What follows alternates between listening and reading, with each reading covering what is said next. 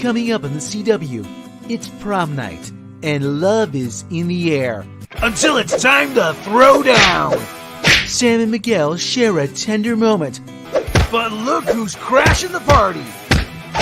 Watch as young couples share a romantic dance. And fight! And dance fight! Be sure to watch an extra special episode of Kung Fu High Prom Night! Universalists are attacking America by eliminating the American way from Superman's creed. How are they doing that? By enlisting the help of George Takei, Mr. Sulu. The Universalists won't stop at Superman. They got their sights now on James Bond. The Universalists are now trying to recruit an LGBTQ actor to play James Bond. James Bond walks into a gay bar, but should he? No, they don't want him. Make sure you go to my galactic webshop and enter code GAYSUPERMAN for 25% off your next order. Ah!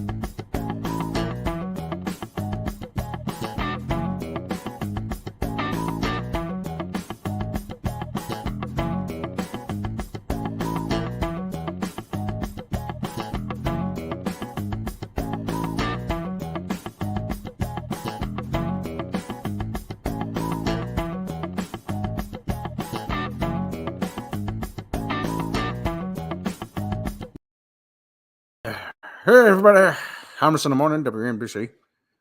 WNBC. How's it going, everybody? Sorry we're late. We were out trying to have fun. I know, it's unheard of. People having fun away from the internet? Why, I'm as shocked as you are. We're waiting on a special guest, actually. Good friend and resident Thor expert. He's going to be joining us. Oh, boy. But right now, let's play the opening intro to the Superhero Smackdown. If I can ever find it.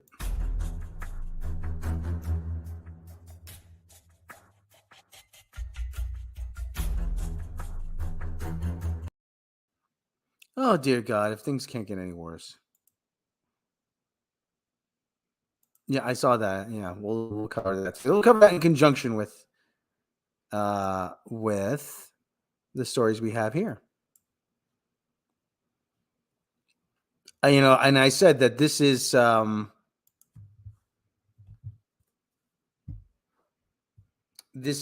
said a certain somebody is responsible. Now we have proof that certain somebody is responsible for certain decisions. And I'm going to squarely blame her. You know why? Because that's the kind of thing I do.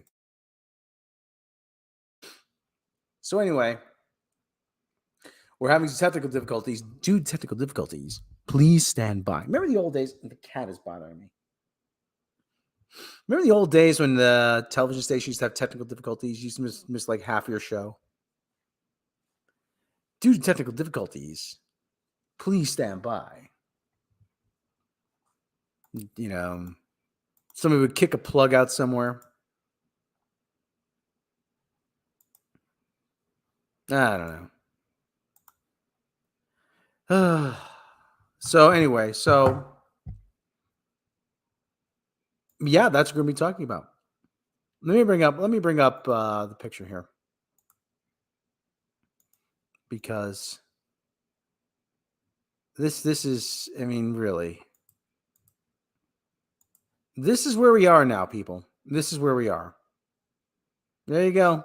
Natalie Portman standing on a box. And that's what the MCU is. And the president was on. Yes.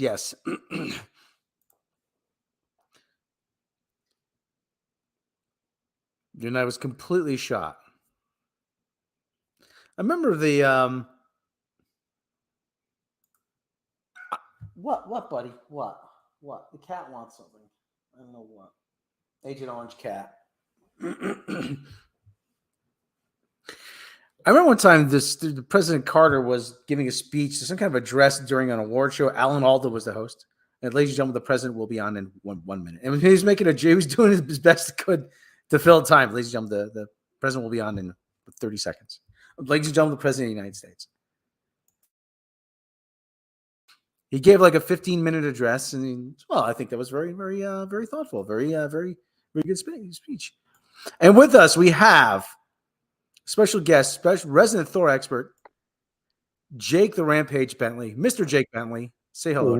What is up? I'm sorry for my computer sucks, so I'm on the phone. Hopefully I'm coming through okay. No, you're coming through fine. All right, cool. But first, let me ask you, how are Melman and the kids? Melman is, well, he's asleep right now. That's part of what took me so long. I put a roofie in his steak, and that's how I get the moments of silence needed to do things like this. Well, we have some footage of the fam without Melman, actually, right now. They're enjoying themselves. Let's take a look here. Okay, they're actually okay. They're they got they're taking a nice afternoon. I don't know how you got the nudity past YouTube's screeners, but well, Melman and they're a very open family. They like very open. They like they're very progressive. They like to let it all hang out as it were. It's extremely uncomfortable living with them. They are very pushy about their lifestyle. Oh God! So Jake, let me ask you: did you see Thor: Love and Thunder? I did. I actually saw it on Wednesday, the day before it came out. How did you manage to score? Thursday. Okay, I was going to say, how did you manage to score that early a screening? Yeah, no. It was Thursday. Yeah, it was still pretty early on Thursday though. It was like a 7 p.m. screening. So let me ask you: you're the resident Thor. You ran for Thor, didn't you? I did. And it was a very lazy campaign. Yeah, but you did have Stan Lee's endorsement, didn't you? I don't remember that, but let's say I did. Okay. I don't know. I have to check on that, Steve Botham. I gotta check on that. But anyway, so let's say, give us your assessment on this movie. All right, so spoiler free or spoiler? No, we're going full spoilers. Just like Melman and the fam, we're going full spoilers. All right, cool. So to preface this, Thor is my favorite superhero. He always has been. I did like the first Thor movie. I thought the Dark World was shit, and I really enjoyed Ragnarok. I know there's like this big backlash within like the last year against Ragnarok, and everyone suddenly hates it, but it's still like one of my favorite top 3 MCU. I think I liked Love and Thunder. I do think there are 2 or 3 great scenes in the movie that really kept it from being the Dark World, but without a very small handful of scenes, this is the Dark World Part 2. Yeah. This is I don't think this is a good movie. That's me personally. Yeah, sure. I don't think this is a good movie. I think this movie has a lot of problems. It feels like a big jumbled mess of a lot of ideas. Yeah, it feels like it's just incoherent scenes. Yeah. They filmed a bunch of scenes and they were like, let's put this together. I don't think Thor fits into the movie at all. I think it like Gore is weird. It's like taking Heath Ledger's Joker and just like plopping him in Guardians of the Galaxy. These two things don't work. I think they could have made it work by like how the movie changing the thematics and the style of the movie when Gore is on screen. They could have had like a really jarring juxtaposition, but they didn't do that. They just kind of stuck him in a movie where he didn't belong, and he stood out like a sore thumb, and it was really bad. And it sucks because Christian Bale played the character really good. Yeah. It's also it's also weird to have a character named Gore be the antagonist of Thor. They weren't thinking through when Jason Aaron created that character. And when I see created, what I really meant is completely rip off DSAC the God Slayer, because like that's the original character, and he literally took that character and changed the name and nothing else. And all of a sudden, this character that never really had a whole following before is now suddenly like one of the prime Thor villains, which is kind of bullshit. But they should at that point they should have just made it DSAC. Do you think that this movie was originally supposed to be Natalie Portman vehicle to have her take over the role permanently, or do you think that this was having her die and go to Valhalla to meet Idris Elba was the whole plan all along? I think it was the whole plan. I was shocked when she even came back for the first movie because she didn't speak very highly, if I remember correctly, of the Thor series.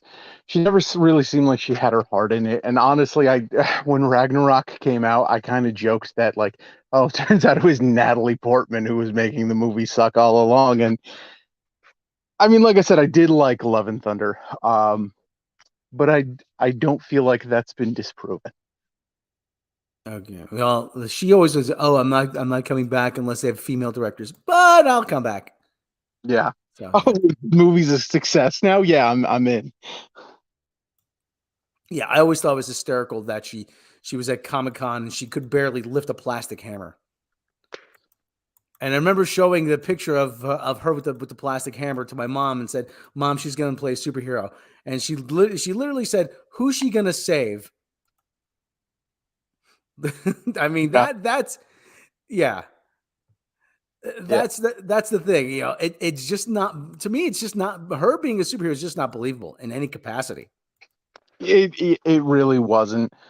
Um, yeah, I'm glad, and I think that this always lent it to being only one movie, and I mean it did pull from the Mighty Thor character arc. Mm-hmm.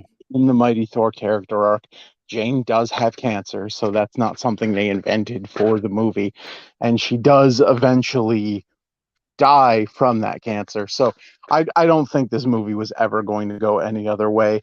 I think as much as they're on their woke train, I think they have to realize that Chris Hemsworth is kind of the last star they have in the MCU.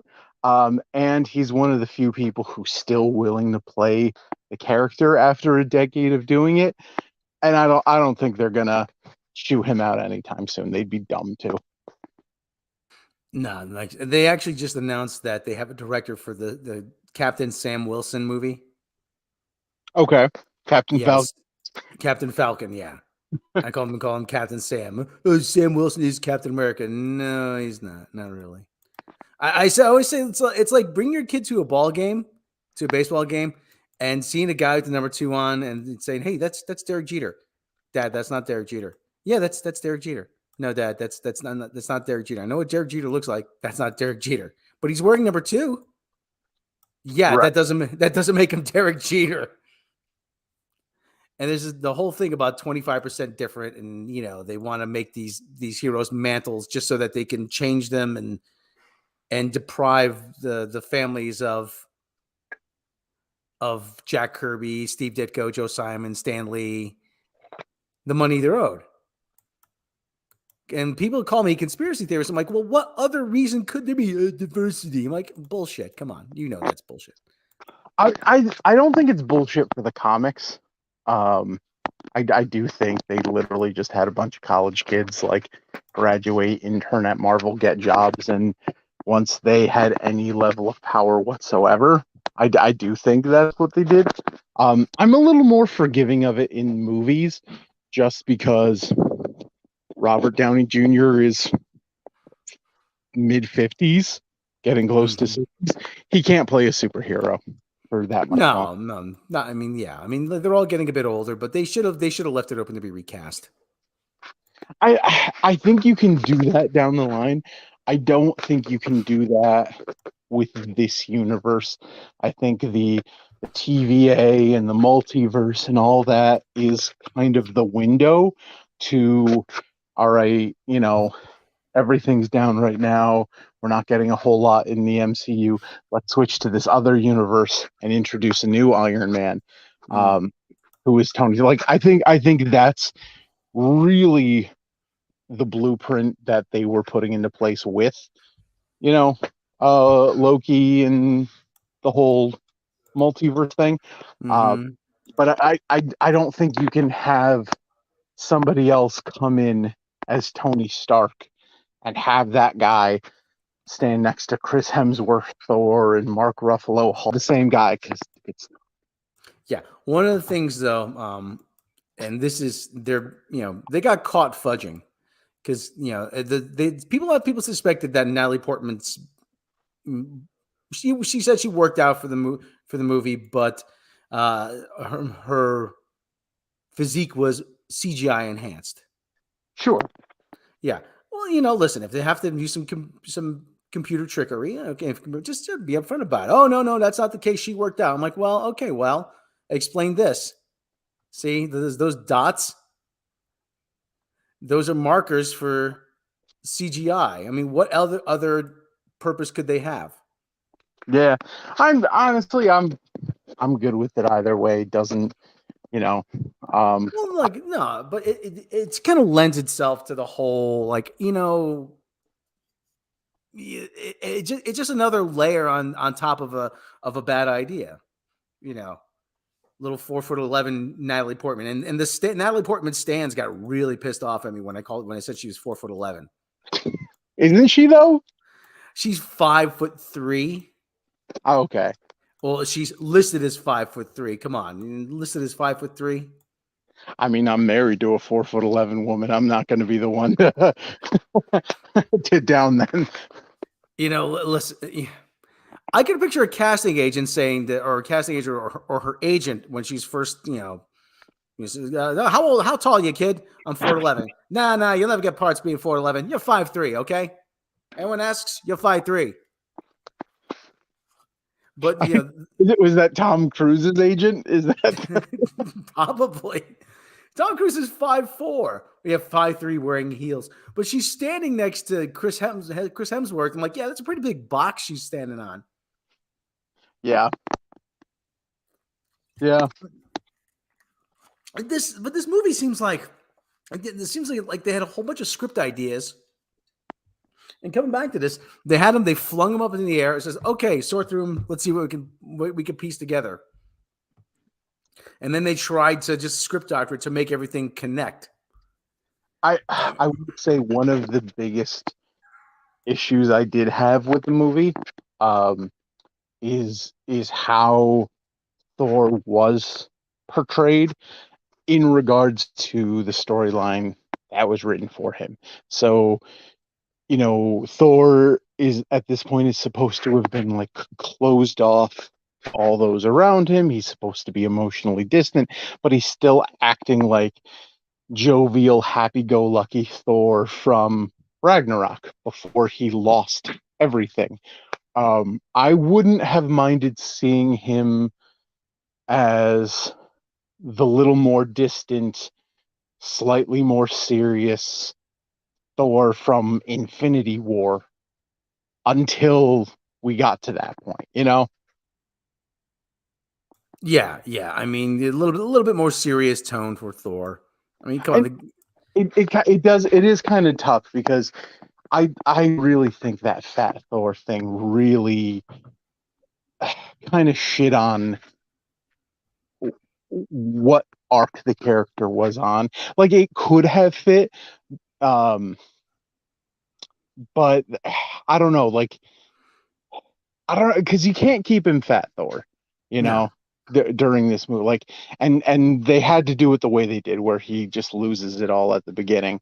Um, but it's just like you're telling us this is how he is, but there's nothing to show it. Well, that's a great failing of modern script writing. Is they remember the old saying? In when you're in writing a script, show don't tell. Right. They tell don't show. Everybody does that now. They tell don't show. And I understand that there's sometimes a one little line of dialogue can fix something, but at the same time, this is a visual medium. If I wanted to read dialogue, or if I wanted to read, if you wanted like narration or exposition, you'd read a book. Yeah. The other thing too is now, let me just take a minute to dump on Tessa Thompson. Go for it. Can we just please just send her away somewhere? Just she's the king of New Asgard. First of all, shut up. Second of all, you raid Diane Keaton's old wardrobe from Annie Hall to put her in that suit? I mean, third, you're from Los Angeles. Stop with the fake British accent. You can't do it. At least not convincingly. Right.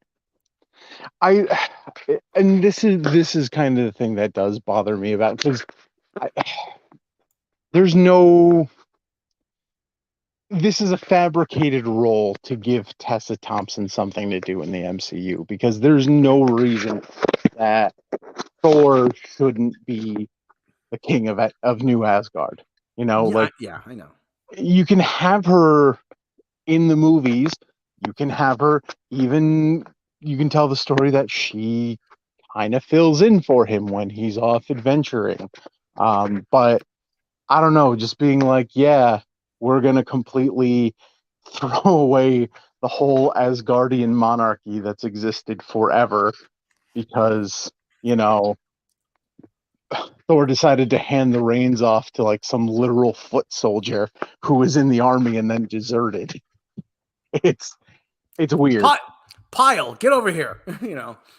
Yeah. It's like making Gomer Pyle commander in chief.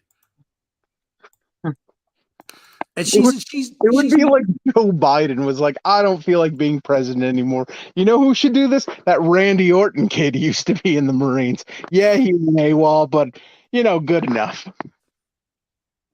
This whole thing, I'm like, she gets a pass because she's an African American actress. Okay, I hate saying that, and she's an LGBTQ actress, so they get their diversity. Right. Yeah. But she can't fucking act. She cannot fucking act. Oh, but she's not. And I don't find her that particularly attractive. I'm like, yeah, she's all right, But this isn't a role that anybody else couldn't have played. I will say though, the scene towards the end of the movie where Thor like endows all the children with the power of Thor is probably a top 5 moment in the MCU. Top 5 bad moment or a good moment? No, a good moment, like fantastic moment. I absolutely love that scene. Okay, yeah, but that's like if that was the case, why couldn't he do that in Endgame? That's like endow everybody with the power of Thor and just actually probably because they don't need it. I mean, this is literally just a bunch of children who are completely unpowered, otherwise, and literally defenseless. It would almost be condescending to be like, hey, Spider-Man needs Thor powers. Well, the other thing too is you get that great scene with Captain America with Mjolnir. Yeah. And I would even argue getting into the character's headspace for the movie is, at this point, Thor still wants to be the one to kill Thanos. I know he did at the beginning of the movie, but he's still in there looking to redeem himself. And maybe he doesn't want to endow everyone with Thor powers because he still wants to be the one. Even when they start the fight off, um, you see him like swinging for Thanos' head, like he wants to be the one to kill him still. Yeah, because he regrets not killing him the first time that way. Probably. Honestly, Infinity War Thor, I think, is the best he has ever been in the MCU. Like that's what he should be. But let me ask you a question though. Have you ever seen? Oh fuck! I forgot what I was going to ask. Shit. Well, okay, okay. You bring that back up. Stormbreaker. Okay. We're still waiting. Where's Beta Ray Bill? I don't think he's coming. You don't think so? No. There's certain characters we're still waiting for. This could have easily been a movie with Beta Ray Bill. This also could have been easily a movie with. Listen, the Guardians of the Galaxy. As much as I love the Guardians of the Galaxy, don't put them in the movie. You're going to have them for only 5 minutes. Right. It's just a complete waste. Oh, cool! Guardians of the Galaxy in the movie. Yeah, see you later. We're going to take off. All right, see you guys. Like, wait a minute, that's it? They're going to fly away, and we're not going to hear from them until Guardians 3. Yeah, pretty much. Yeah. Yeah, like I said, but there's certain characters that we're waiting for, and this could have easily been a bridge to those characters: Beta Ray Bill, Nova, Silver Surfer. Well, Silver Surfer, they got the rights back. They Yeah. finally got the rights back. I don't think they're ready to introduce him until Fantastic Four. Beta Ray Bill, I think, is going to be a tough sell for movie audiences, just because he's not ever someone you're going to be able to market as a main character, like a main character who's a horseman. I don't know. That's a tough sell. That is a tough sell, but I think they can. I think there is a way to do it. I really do. They have a talking raccoon. Of all things. So, but he's also not the leading man. Yeah, that's true. You could put him in as a supporting character in a movie like in Guardians of the Galaxy, or you could put him in as a supporting character in a Thor movie. But I don't think he's not gonna have his own movie. I acknowledge that. He's not. Yeah. And then I think they just use the name Stormbreaker because it sounds cool, because Stormbreaker in the MCU is a lot closer to the Ultimate Universe Mjolnir than it is Stormbreaker. Yeah. The other thing too is, like I said, this movie is just a big jumbled mess of just different ideas, and this whole thing about people were lauding Taika. Well, I can't wait to see what Taika Waititi does. I don't think he's that good a director. He's good at what he does, but I don't want to call him a one-trick pony, but I don't think he's capable of. He did a good movie once. I don't think he has another good MCU movie in him. I wouldn't say he's done only one movie. I liked Ragnarok. It's not MCU, but he directed what was that movie, Jojo Rabbit. I thought that was a pretty good movie. I do think he's a good director. He's he's the director for the TV show What We Do in the Shadows. Fantastic TV show. It's coming back next week. It's one of my personal favorites. I do think he has that skill in them. I think this might have been, like I said, I don't want to shit on the movie too much, because I did like the movie. I didn't love the movie, but I did like the movie. I enjoyed watching it. I have no plans to go see it again. But I think this may have been one of the worst things he's done. I do think he has that skill set though, and if it were me calling the shots, I'd hand him the reins one more time at least. Let me ask you a question. Who do you really think this movie's for? Because I think that's a good question. Because who do you think is this movie direct? Do you think this movie's really not directed at Marvel fans. I don't think, at least. I don't think this is made specifically for Marvel fans. I really don't even think this is made specifically for MCU fans. I if I'm answering that from like a business perspective, um, I don't think Marvel needs to answer that question anymore. I think they have established enough good faith with the MCU where they don't have to come in with the mindset of pleasing anybody. The movie's going to sell itself. You have a leading man who's, one of the biggest in Hollywood. He's going to sell the movie. The character is going to sell the movie. You can really get away with having creative freedom without having to ask those questions at this point, at least financially. Yeah, I think, but it feels like I said, it just feels like they had a bunch of different ideas and they couldn't settle on one. The other problem I think is we're getting away too far. Listen, I hate this idea of auteur directors coming in and directing these movies. And now I don't know if you'd call what Taika Waititi an auteur director, but this whole thing about, we're going to try something different. We're going to try something these are action movies. Right. These are action movies. I mean, set up and there's a reason why they would have comedy directors direct these things, because they know how to structure a film. They know how to get to a payoff, and they know how to keep things moving. And most of them are comic book guys anyway. Right.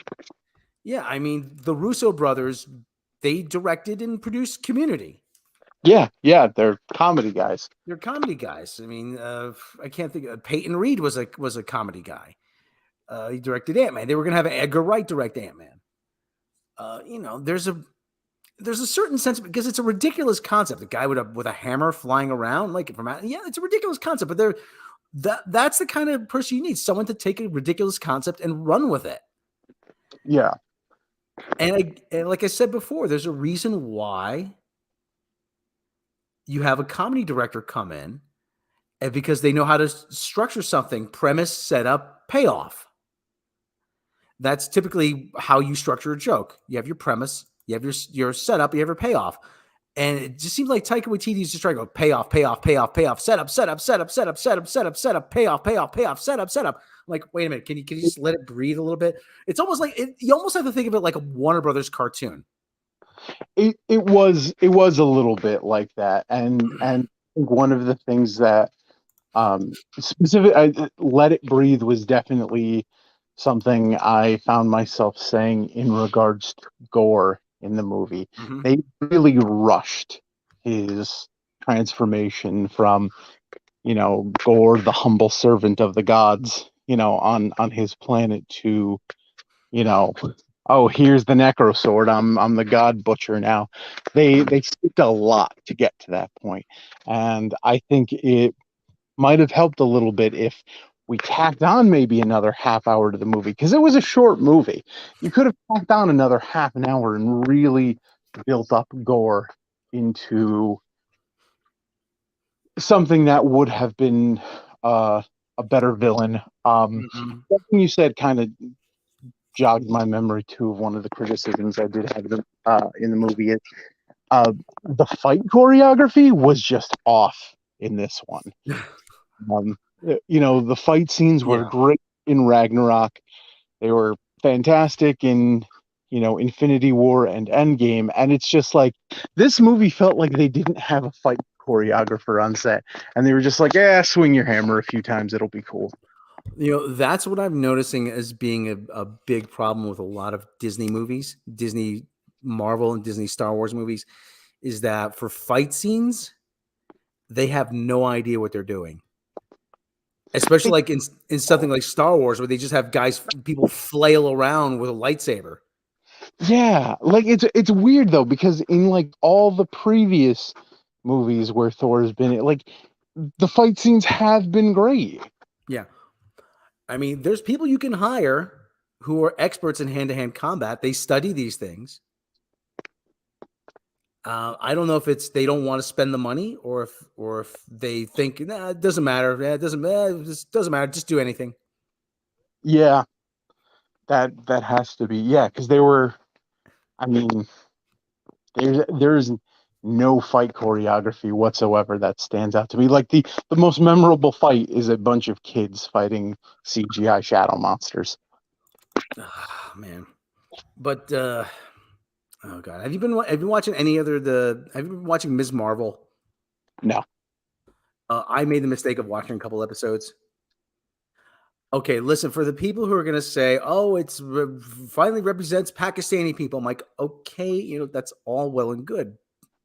However, people say, "Oh, there's a butt coming." I'm like, there's no butt coming. However,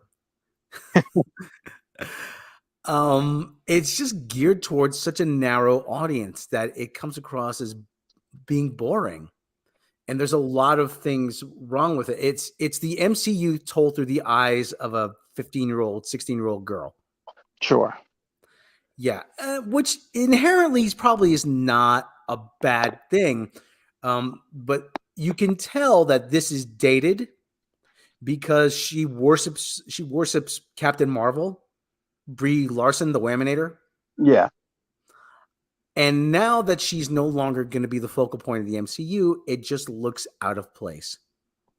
Is that like an official thing now that Well, it's not official, but Brie Larson she's not getting a Captain Marvel 2. They're getting The Marvels, which is a team up movie oh, okay. with Kamala Khan, Carol Danvers, and Maria Rambo. Maria Rambo. Yeah, and there's some other person I can't remember. Yeah, another person, whatever it is. Yeah, the quote unquote Marvels. I'm like, okay, well, obviously you don't think she can carry a movie by herself Right. anymore, at least. And I've been saying that it really does a disservice. Like you keep saying representation. Uh, yes, it must be really great for a Pakistani Muslim girl, to finally be represented by wanting to be the whitest woman in the galaxy. I mean, you're not wrong. Oh god, I'm surprised people aren't more pissed about that, about me saying that. I mean, it's yeah, It's it's not wrong. It's not wrong. It's not untrue.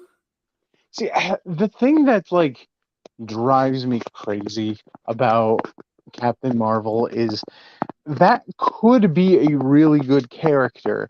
The only thing you have to do is introduce Rogue, who saps her of her powers and brings her down a few notches, and like now you have a character who has to rely on ingenuity and strategizing like every other hero, and not just be like, oh, I can tank punches from Thanos. Yeah. There's the whole thing about, and like you said, Carol Danvers used to be an interesting character back in the '80s, even Right. part of even part of even part of the 2000s. I mean, She I, was would- I would argue in the comics she's still interesting. hmm but this whole thing about making her infallible. Right. I mean, because you cannot have a woman show weakness. And if you're gonna say, well, you're being misogynist, I'm like, well, what am I saying that it isn't true here? Her whole character arc in the Captain Whamman movie, we call her Captain People because of that interview. I just see people. I just see people. And I want to play people. It's Captain People. So that whole character arc is just her learning how to stand up. Yeah. I mean, yeah. All you have to you're powerful already. All you have to do is stand up. I'm like, she could do that anytime. You realize that? Right. Right. There's no, and that's the thing. Like I don't think I'm going to use the term sexist. I don't think it's sexist to want a hero to go through the hero's journey. What I do think is sexist is when you say that this person has to be strong out the get-go. They can't go through that journey. They can't be weak. They can't have, you know, like I know you're not a big fan of the character and how they've done it, but like I think Scarlet Witch is a character that went through that journey and earned the power she was given in the movies, um, and the shows. And I think they pretty much just skipped all of that with Carol Danvers and just plopped her in at that same power level and just wanted us to accept it. Yeah, they would say, "Oh, well, we have." Again, I think it comes down to her being. They wanted to make her the focal point of the MCU, and it doesn't work. It just doesn't work. She's an unpopular character. Uh, Brie Larson is an unlikable person, Right. and and they've been trying desperately to rehab her image. I hate to make this all about Brie Larson, but it all feeds back into this. I mean, and this movie I'm actually, in fairness to you doing that. I She's not the type of actor who makes me forget about the real person when she's on screen. Like, yeah, we're talking about Thor today. Like Chris Hemsworth gets on screen and he's Thor. He's not Chris Hemsworth. Those are two different beings, yeah, and doesn't he's able to have his character transcend the person who is playing him. Robert Downey Jr. was great at that. I mean, even Chris Evans pulled that off, and that's kind of a hard thing to do when you're playing Captain America. And she's just Brie Larson. yeah. Do you remember? Yeah. Do you remember what I said when I found out they were going to make a Captain America movie back when we were doing Reality Wasted? I said, "How are you going to do How are you going to do Captain America? Yeah, That costume's going to look ridiculous on screen." And they found a way to do it. And remember, Greg, God rest him, Greg. He was that picture on the motorcycle. Look, it looks like Chris Evans is saying, "Where am I supposed to go? Where am I supposed to go? Hold on, where's Chris supposed to go?"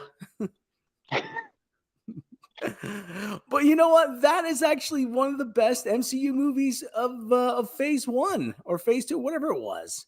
yeah. Phase One.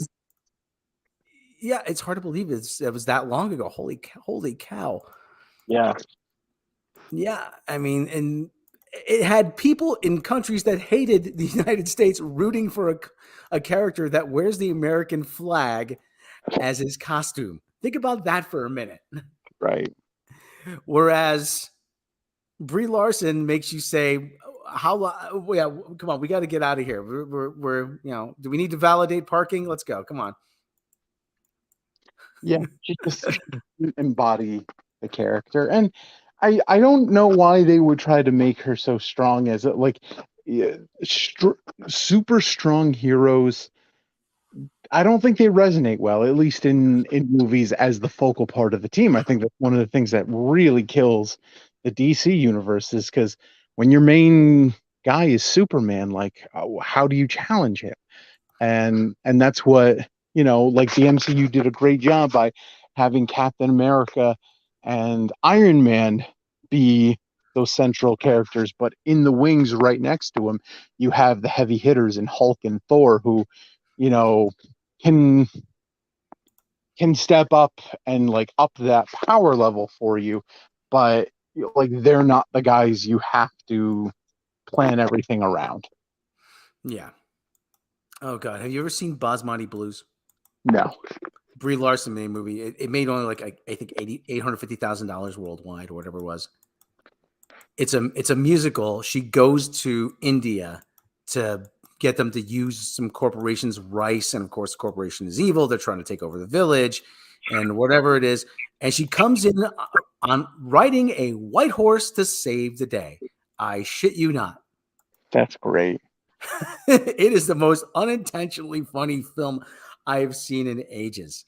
That's fantastic. The other thing I was going to ask you is, have you seen? Are you going to watch She-Hulk? Is it a show or is it a movie? Yeah, it's a show. It's a show. honestly, the shows have been so hard for me to watch lately.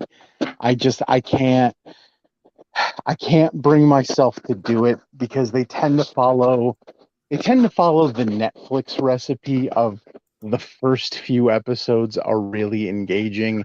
The last one is really engaging, but everything in the middle just drags. And I can't get myself to do it. Yeah, they front load everything. They really do. They front load everything. It was the same thing with WandaVision. You watched WandaVision, didn't you? Yes. Oh yeah, it was awful. Oh my god, it just completely fell apart at the end. Could not stick the landing. And I think I disagree with you on certain. I disagree with people on certain things about how the one guy who was trying to stop her, they arrested. And I understand, like, oh yeah, well, how's he going to stop her? I'm like, yeah, you have the raft. Okay, you spent billions of dollars to build a prison just for super powered people. So obviously, you think you're capable of stopping her. And the whole thing, White Vision, just disappears at the end. And this is what I call CW level writing. They let her they let her walk away. Yeah, yeah, I do still disagree with you on there just because like even if you wanted to, if you're a government agency and you have Wanda being there and you've seen what she can do and you know her power levels and you really know like within the story of the MCU, Captain Marvel and Thor are pretty much the only people who even stand a chance against her, and you don't have access to either of those. Like you would just pretend you're letting her go, and that Yeah, you will have control of this situation. yeah, but to me again, there's the whole thing about they'll never know what you sacrifice. I'm like, what did she sacrifice? Giving up two imaginary kids? I mean, I think you have to take that line within the context of um, an unreliable narrator. Like that's from Maria Rambo. She's not mhm. unbiased. Uh, she's or Monica Yeah, Rambo. Monica. Yeah, She's not an unbiased source in this. She's not someone who's going to speak to her uh, with in regards to like everything that's going on as a neutral party. Like she's not a neutral party. She's has sympathy for the person in front of her, and that's how she's going to address her. yeah, that's true. But the whole again, I just don't like the whole bad guy just walks out of the room or flies away and they get away just scot free. Right. Yeah, and like she held an entire town hostage for a month, and they wished for death. They were in so much pain, and she's like, "Okay, see you later." Yeah, go. And she flies out, and like, and she's looking at everybody's giving her the stink eye. There's nothing about, oh my god, what have I done? Yeah. I wouldn't, and I think I know why they didn't do this. Um, but I wouldn't have minded like a Sentry ending where she just like wipes everybody's mind and no one remembers her doing this. But I think the reason they didn't do that is because they wanted I think they wanted to present her as a sympathetic character just for the twist in Doctor Strange when you find out she's actually the villain. And I think there was a lot of imperfect storytelling to lead to that. Yeah, Doctor Strange. What did you think of Doctor Strange? Because I don't think I've talked to you in a while. Yeah, What's no, it has been a while. We didn't talk about Doctor Strange. I kind of feel the same way about it that I do Love and Thunder. Not great. I didn't hate it. I enjoyed it. I think those two movies, you know, are kind of the pinnacle of Phase Four, and I'm not counting Spider-Man because I felt like that was more wrapping up the two previous like Sony trilogies for Spider-Man than it did anything for the MCU. Um, so discounting Spider-Man, I like Doctor Strange and Love and Thunder are kind of the best that Phase Four has given us. They're not anything compared to previous phases, but yeah, they're not. I'm calling it the Marvel's practice squad right now. That's what it's like. until Yeah, we get to the X-Men, that's what we've got. yeah, yeah. It's pretty much Doctor Strange, Hulk, and Thor, and just whatever you know, whatever Yeah. randos they can cobble together. Hmm. You have any thoughts on a potential Fantastic Four movie? I don't want to. I don't. They've never worked as a movie ever. Um, I'd. I would honestly rather see them as significant role players in a Doctor Doom movie. I think that would probably be a lot more interesting. I haven't seen any Fantastic Four movies that made me want to see another Fantastic Four movie. If they want to build, talk about Fantastic Four. If they want to build up to another event level movie, then yeah, okay, you can have your Doctor Doom, you can have your, you can have your, what other, you have your Magnetos and X Men. But if you want to build up to another event level threat movie, you got to bring in Galactus. You got to. That's the only place you can go. I think we're going to get a Null. I think we're going to get Null before we get Galactus You as think that. so? Yeah, because I mean they introduced the Necro Sword in Love and Thunder. Okay. Um, the symbiote that got left behind in Spider-Man. The Ebony Blade. I think that's even tied to that story. Um, in the Eternals. I think we're gonna see Null before we see Galactus. Yeah, you think so? Okay, well, Null's not a character that I'm super familiar with, but I'll say I pulled him up right now. He almost looks like Elric from the Elric saga. So he's That's it. he's he's the god of the symbiotes, basically. Okay. Um, he's the one who created them. Um, he created All Black, the Necro Sword. I'm sure if you're looking him up, you'll see screenshots of his most impressive feat as he ripped Sentry in half. Oh my god. I don't like Sentry. I like Sentry too. I was kind of I was kind of bummed. It was kind of a cool like callback because Sentry grabbed him and Sentry was going to tear him in half, and Null was like, "Nope, I remember when you did this to Carnage because hive mind," and he reversed it on him and ripped him in half. Uh Sentry's there's a character that I would love to have seen. Sentry. Yeah, and Yeah. so because he's the god of darkness, he just ripped Sentry in half and just absorbed the void into himself. Damn, what did I miss? I miss all fun stuff here. Yeah, yeah. It was that wasn't a terrible crossover. Yeah. Yeah, the King in Black just tore Marvel's most powerful hero in half. Screen hand. Sentry causes major damage against the symbiote Celestial before Null grabs him out of midair after calling him out, previously taking down cards. Null rips Sentry in half and absorbs the void, the darkest part of Sentry's massive power. Okay, so no more Sentry. Bummer.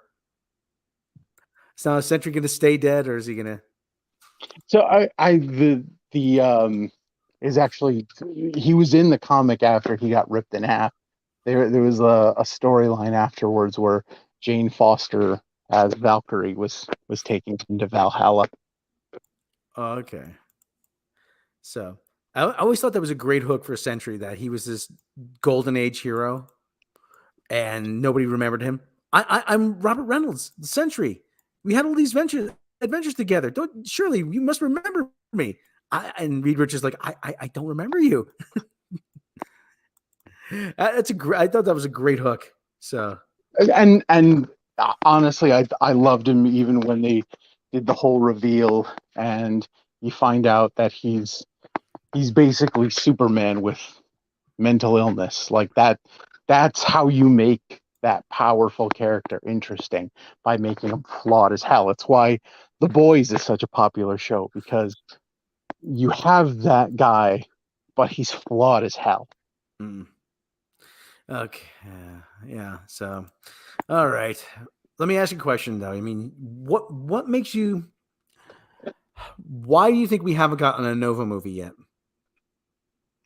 I don't think there's any niche that like and the niche that Nova fills is pretty much filled already. Like where do you fit him in between Thor, in between, Captain Marvel?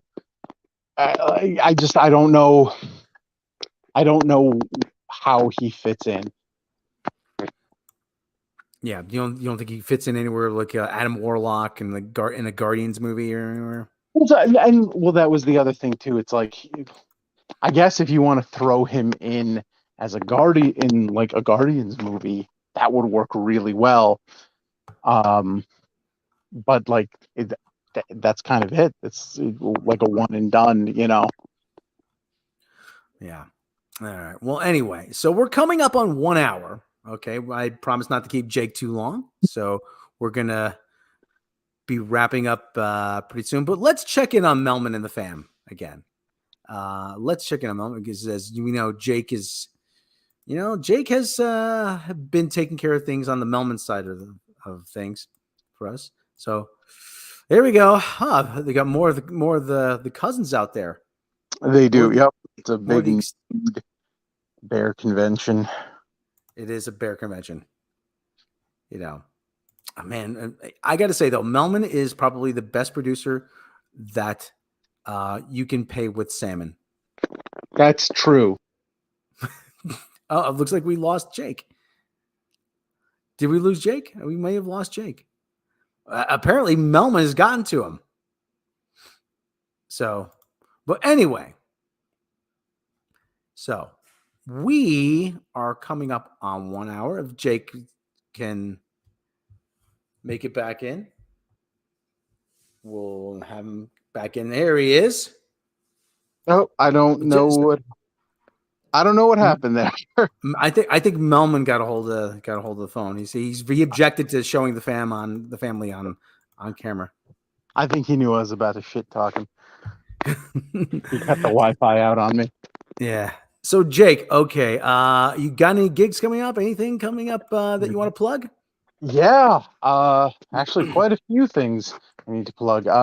If you're in the Connecticut area, I run the Elbow Room Comedy Club in West Hartford. I'm going to be there Friday night hosting a show with a great lineup, mostly local comics. And I've started a podcast. Sweet. What's it called? Where can we find it? So it's myself and another stand-up comedian, and we go through the Bible, and we do like a scholarly, academic, and comedic breakdown of scripture, and it's called cross your T's and avert your eyes. That's good. Now can we find that on YouTube? Can we find that on iTunes, on It's SoundCloud? What? I think it's on Spotify for sure. I submitted everything to get it on iTunes and some of the other things. There's one episode up right now. It's kind of a pre-episode. I've got some we're just finishing up the editing on. We're going to start rolling out the episodes pretty soon. We wanted to build up about 2 months worth, so that way it can be steady even in between gigs and things like that. So the first episode is up, and there's going to be more coming. All right, so cross your T's and avert your eyes. So look for that on Spotify. I'm pretty sure we can find it. You do a Google search, we could probably find it. And if you're in the West Hartford area, check out Jake at the Elbow Room. And actually, I've been sharing out the videos with you and Dave Sheehan. Oh, nice. The sketches you've been doing. So very cool. Those are very cool. So Jake, thank you for joining me on such short notice. Yeah, thanks for having me. And everyone, have a good rest of your Sunday. Have a good rest of your night. Have a good week. Have a good whatever you're doing. And I just found out, Jake, actually, we are the number one. This is the number one drive time podcast in Western Australia. Really? No, but let's say it is. I do All have right. one listener in Australia, so we are at least popular with one person in the Melbourne area, I believe. Is it click click? Yes, it's click click. He moved. All right, everyone, have a good rest of your Sunday, and we will catch you next time.